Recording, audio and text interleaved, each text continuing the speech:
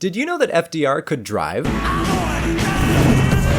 Hello you fine folks, and welcome to the Roosevelt channel, the land of wacky World War II history and random comedy videos. I know, it's a bit eclectic, and if you don't know what that means, you're still welcome here. Now, if you're standing up, you might want to sit down. Take a seat. Because you'll be in the company of the lamest president we've ever had, Franklin Delano Roosevelt. And by lame, I mean that FDR literally could not walk. Polio was eradicated from the US decades ago. No, polio's good. But it was quite the problem in Roosevelt's day. And when the disease struck him in 1921, he became paralyzed from the waist down. As a result, Roosevelt stepped away from political life and spent a few years rehabilitating, trying desperately to regain use of his legs. Sadly, he was doomed to remain a paraplegic for the rest of his life, but he learned to live with this disability and ultimately found his way to the presidency in 1932. In that era, disabilities carried a strong stigma, and while the public understood that FDR had polio, he went to great lengths to conceal this aspect of his life. Pictures of the president in his wheelchair are quite rare, as he would only use it in private settings, and when he did use it, the Secret Service actively prevented the press from taking or keeping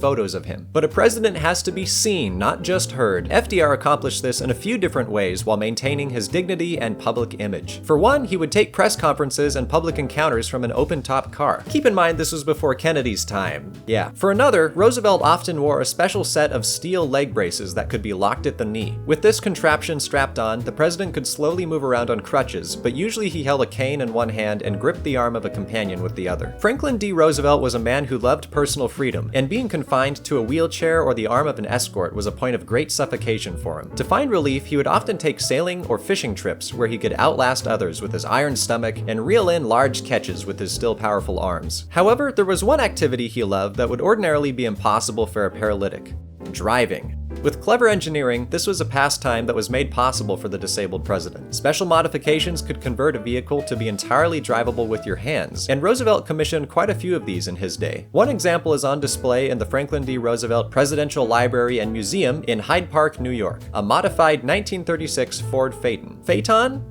Phaeton. The museum has some close-up photographs that reveal just how a hand-operated car was accomplished. An accelerator rod was placed at the right of the steering wheel for easy access. Push in to hit the throttle and pull back to let off the gas. A hand lever was placed to the lower left, which could engage both the clutch and the brake depending on how far it was pushed. This fancy car even had a cigarette dispenser and lighter easily accessible, accommodating Roosevelt's pack-a-day smoking habit. The president relished the freedom he had when behind the wheel of his car, and it's reported that he would often try to evade and lose the Secret Service team that would follow him around his estate.